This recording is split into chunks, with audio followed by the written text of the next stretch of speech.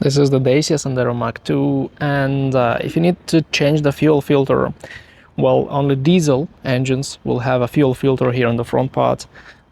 It's located behind the bumper, and you will need to take off the front wheel cover to get to this filter. It's not that easy usually, actually easier to go to repair shop and have it replaced. If you have a petrol engine, like any petrol engine, you will not have an additional fuel filter in most cases, but some model years will have the fuel filter located near the fuel tank. So near the fuel tank you have this area where the fuel filter is regionally meant to be installed, but Dacia and Renault, they just don't install this filter in most markets. In some markets, like Eastern European markets, may have fuel filters because the fuel quality is not perfect and they may have this additional fuel filter. So you just need to look near your fuel tank.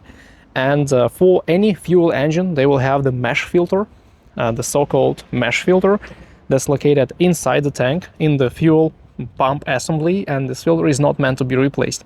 So these filters are there for the entire lifespan of the car. But actually, if you have issues with the fuel pressure, you can opt for replacing that mesh filter.